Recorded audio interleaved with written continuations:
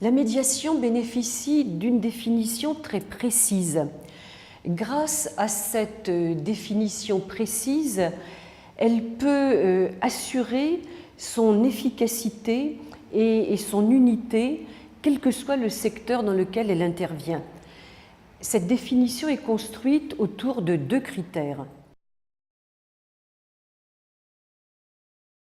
Le premier critère de la médiation, c'est son processus. Je dis bien processus et non pas procédure, même pas une procédure allégée. Au fur et à mesure des éditions de Mon que sais-je, la 7e vient de sortir, je me suis enhardie à écrire ce qui, à un moment, m'est apparu comme une évidence. La médiation est un processus de communication éthique.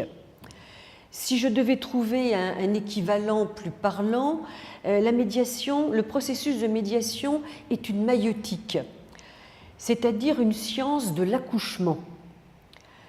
Le médiateur est quelqu'un qui est très actif, un accoucheur doit être actif, mais si vous me permettez de donner des détails, ce n'est pas lui qui a mis la petite graine et ce n'est pas lui qui pousse. Autrement dit, le rôle du médiateur est de garantir aux autres acteurs de la médiation, qu'on appelle les médiés ou les médieurs, de leur donner la possibilité d'être libres et responsables dans ce processus de médiation. C'est un processus de communication éthique. Pourquoi éthique?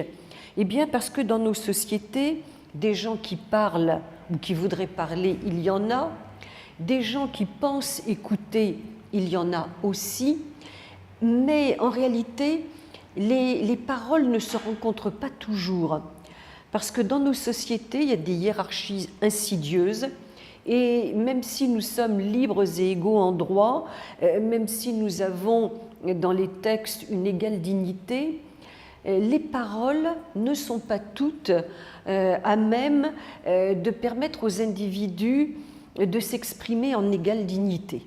Donc voilà en quoi la médiation a un processus spécifique, c'est un processus de communication éthique et absolument pas une procédure. Le deuxième critère de la médiation, c'est le médiateur. Alors le médiateur est un personnage important dans la médiation, mais je tiens à signaler qu'il n'est qu'un des partenaires de la médiation. Ça me permet, le terme partenaire me permet de faire une double mise au point. Quand je fais une médiation, je n'utilise jamais le mot partie. Pourquoi ? Parce que le mot partie renvoie au vocabulaire du procès. Le mot partie insiste sur ce qui ne va pas, alors que le mot partenaire donne bien le signal à tous les participants de la médiation qu'à égalité, ils sont co-responsables du bon aboutissement de la médiation.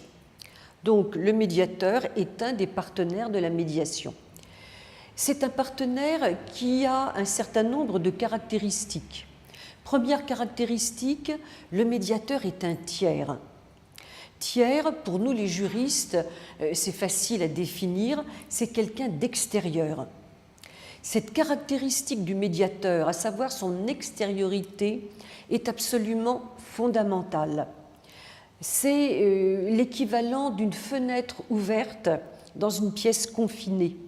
C'est parce qu'il est médiateur qu'il n'est pas enfermé dans les mêmes enjeux que les autres partenaires de la médiation, qu'on appelle médiés ou médieurs. Deuxième caractéristique, mais vous verrez au fond qu'elle est redondante, la plupart des caractéristiques que je vais énoncer viennent conforter le terme tiers. Le médiateur est quelqu'un d'impartial. L'impartialité est une caractéristique du médiateur à l'égard des personnes. Il doit éviter d'avoir des antipathies ou des sympathies. S'il est pour l'un, et contre l'autre, vous voyez bien qu'il n'est plus tiers.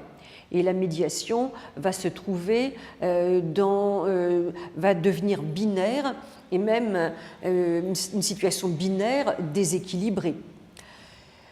Deuxième caractéristique du médiateur, troisième caractéristique du médiateur, on a vu qu'il est tiers, on a vu qu'il est impartial, il est indépendant. Le mot indépendant est un mot qu'on ne peut pas prendre d'une manière simpliste. Bien sûr, il doit être indépendant des médiés, c'est-à-dire que s'il est l'avocat d'un des médiés, il n'est pas indépendant de ce médier. D'ailleurs, il n'est pas tiers, puisque, étant avocat, il parle, il le représente. Il ne doit pas être son salarié. Le médiateur de votre banque, étant très souvent le salarié de votre banque, n'est par définition pas médiateur. D'ailleurs, là, le critère du tiers et le critère de l'indépendance se renforcent. Le médiateur maison n'est ni extérieur, ni indépendant, et donc il n'est pas médiateur. Autre caractéristique de l'indépendance du médiateur, non seulement il est indépendant des médiés, mais il est important qu'il soit indépendant de certains partenaires encombrants.